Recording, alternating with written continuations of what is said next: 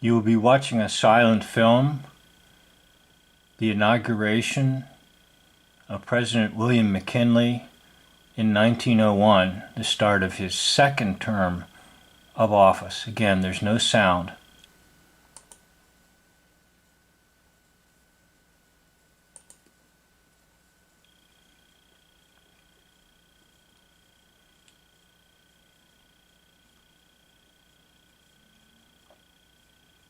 This is from the Library of Congress.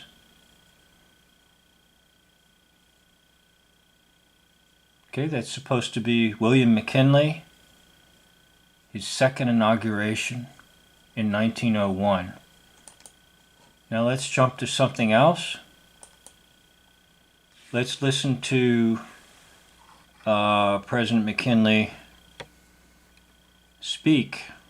This is a sound recording of his speech at the Pan American Exposition, Buffalo, New York, the site of where he was, quote, assassinated.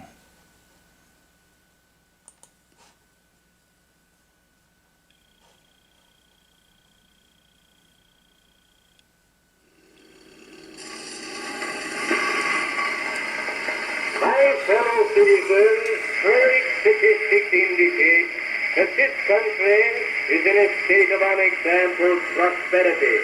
The figures show that we are furnishing profitable employment to the millions of working men throughout the United States.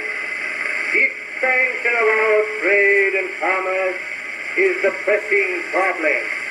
Reciprocity treaties are in harmony with the spirit of the times. We must build the Isthmian Canal, which will unite the two oceans. The construction of a Pacific cable cannot be longer postponed. In the furtherance of these objects of national interest and concern.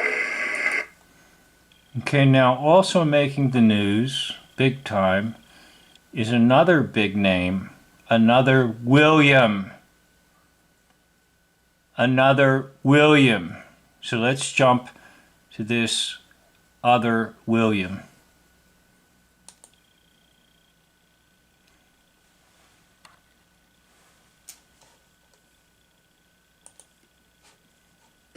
This whole system of income taxation has degenerated into a racket. The sooner this impudent, intrusive, despotic, discriminatory, and perhaps revolutionary system of taxation is repealed, the better it will be for the honesty, the industry. Let's go back then to that was William Randolph Hearst. Again, these are all just fictional characters or a fictional play that's put in front of the eyes of the American public. Yes, they're all fictional. William McKinley and William Randolph Hearst. But let's go back to William McKinley and his speech. Now, I'm not expecting you to be a sound expert, and I'm not saying that my ways are perfect, and I'm not saying you have to agree with me. But I'm going to give you my thoughts and my research for whatever it's worth. Back to William McKinley. Performing an important part. The good work will go on. It cannot be stopped. These buildings will disappear.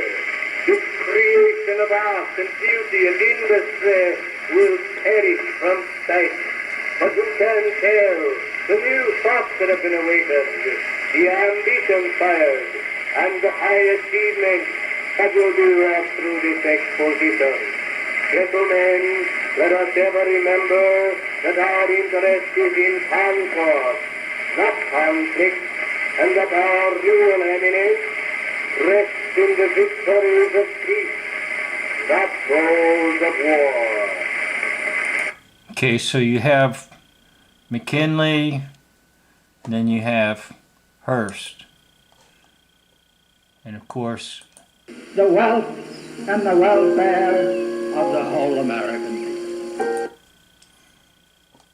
So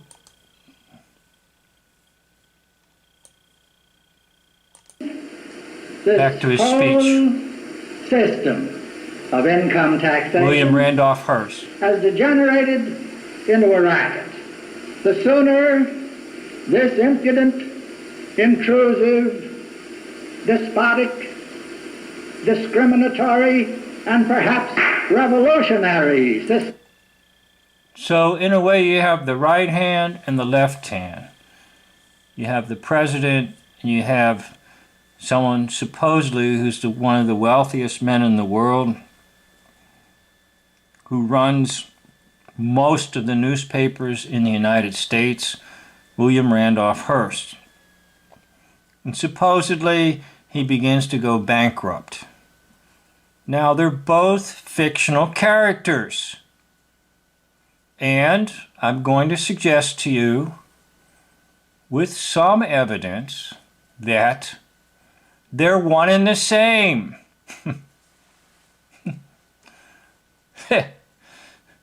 They're one and the same.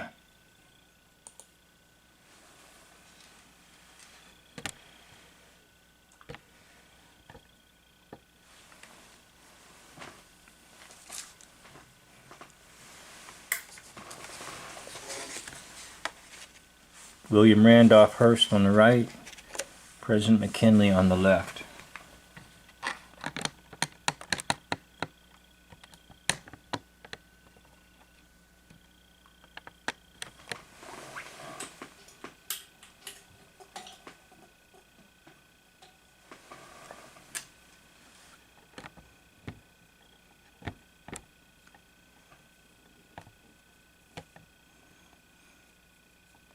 Now, I've had a lot of folks question my methods, and that's a fair question. I'm not going to dismiss it. Is it possible that I am incorrect? Yes. However, I'd like to stay by the meter in that the meter is telling me I have a 75% chance that I am correct. That the same actor plays both parts. That of William McKinley and that of William Randolph Hearst. Now I think of someone like in our modern fictional comic book world, you have millionaire Bruce Wayne, who secretly is what? Batman. Even our so-called farmer president. You have a fictional character called Donald Trump, who is what? A millionaire billionaire. It appears that the hoax lie system loves to present to us this combination of power and wealth. So you have it in both characters. You have McKinley with the power, and you have Hearst with the wealth. And I do find it interesting that both their names are William.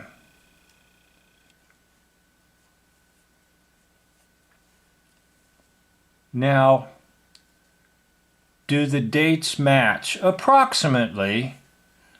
Supposedly McKinley is a little bit older, and we can check that out here with McKinley born in 1843, January of 1843. McKinley is born, supposedly. And then you have Hearst born when? In 1863. So supposedly there's about a 20-year gap. But it's easy to take someone who's younger and make them appear older.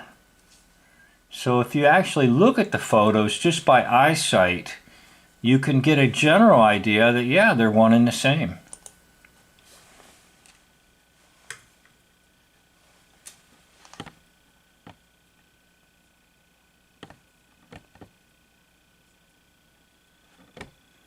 Now, how did this all come about for me? And I know that maybe some people are interested in this and some people are not interested in this.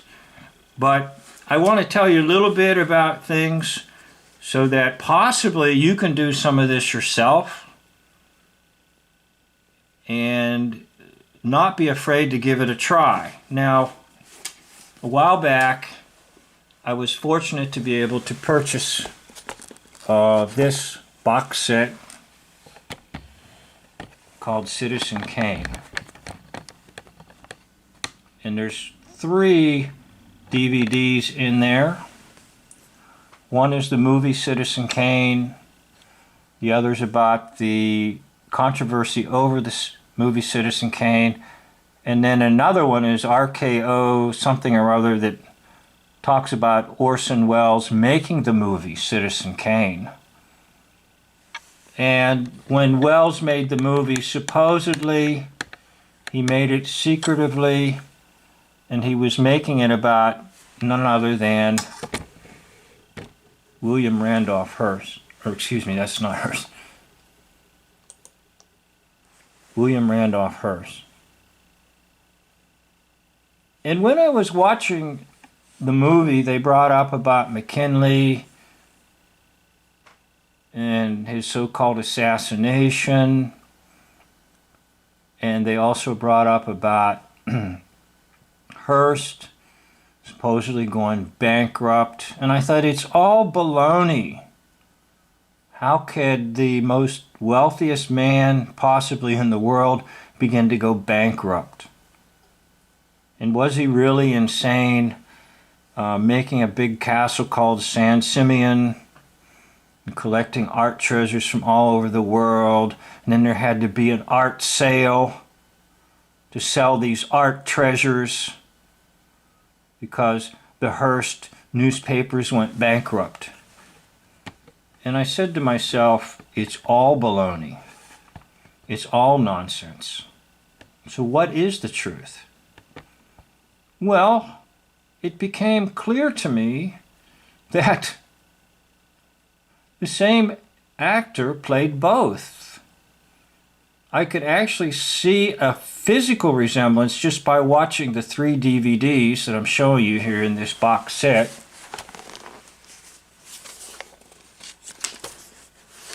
Okay. I could actually see the resemblance between Hearst and McKinley. And you could see that in the movie they were saying that Hearst could provide the war. There's a statement that's famous for about the Spanish-American War. You provide the photos, namely the photographers or the media, and I will provide the war, meaning Mr. Hearst. He will create it in the newspapers. And so it is said then that Mr. Hearst controlled public opinion, and public opinion pushed the United States government to go to war over Cuba and have the Spanish-American War.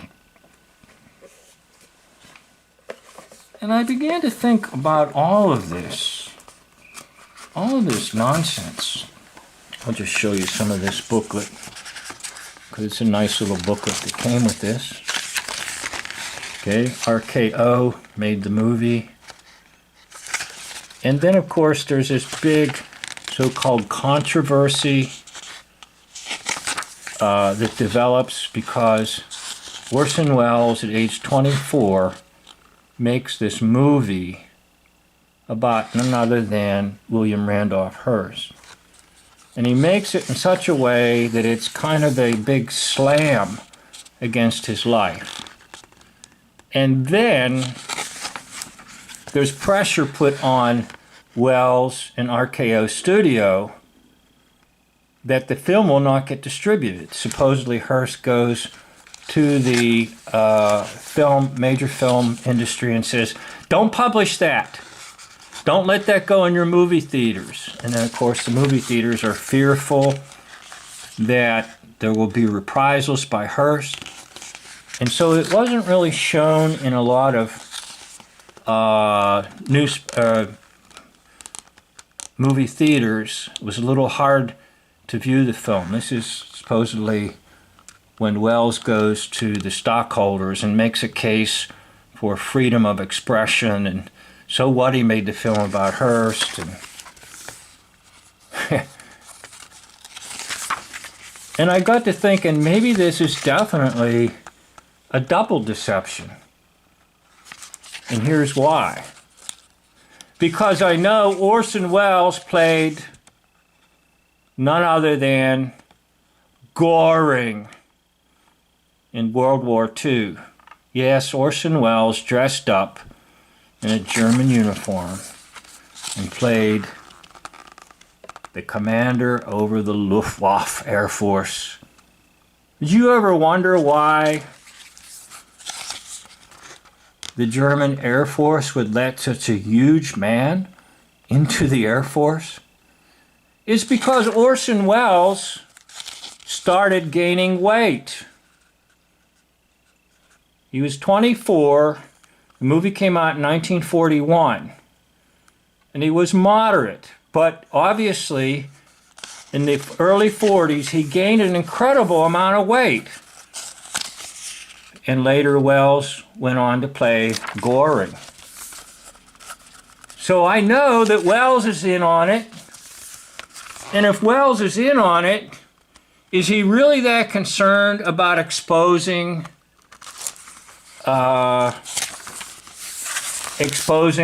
Hearst as a scumbag? No. What is he about? He's about protecting the true identity of William Hearst, who's just an actor that played William McKinley, President McKinley, and was way up at the top. Now, Xanadu is supposedly the castle, and that's a parallel of San Simeon, or the big castle that was built by William Randolph Hearst. Now, that's the snow globe, and that enters into the movie because the movie opens up with the snow globe breaking and him saying the magic word, Rosebud, Rosebud. And everybody wonders, who is Rosebud? Who is Rosebud? We have to wait till the end of the movie to find out that Rosebud actually was the sled that Kane had, Charles Foster Kane had when he was a young boy. Now, if you watch the DVDs in this set, the second DVD, that's Wells, there's the first one, which is the movie, and there's the second one, which is the controversy about Citizen Kane, and there's the third one. It's called RKO 281. Now, if you watch this DVD, they will tell you that Rosebud was supposedly a reference to the female target area of William Randolph Hearst, who had living with him Ms. Davies, and in an adulterous relationship. So they really made Hearst as a real scumbag. Now, was it true? And you know what my answer is? No, none of it was true. Now, people are going to say, oh, you're just too far off. You're too far off the mark. You know what? I don't think so, and here's why. Nothing they tell you is true. Nothing. And I mean it. Nothing. Nothing is true that they tell you. So you have to go on the basis that nothing is true, and you are left to go on a truth search. Now, most people are not capable of doing much truth searching because most people just want to sit back, turn on a television set or turn on a computer and let something or someone tell them everything, and then just absorb that into their head. I liken it to getting a can opener and opening up a can and dumping out good stuff and then dumping into that can the garbage and propaganda and lies and then sealing the can up again. And that's basically what people do. I don't take that approach. And the approach I take is I'm going to try to figure things out on my own. So my conclusion is this, that the same actor, whoever he was, played President William McKinley, and then he played another William. He played William Randolph Hearst, the millionaire. You are free to disagree. You are free to comment. I will not ban you if you say I disagree. I will not ban you and say if you say you're off base. That's okay. Doesn't matter to me. I'm just trying to figure some things out and share them with you. I enjoy doing it, and I hope you enjoy hearing my thoughts. So I'd like to thank you for watching this video, and this concludes the video.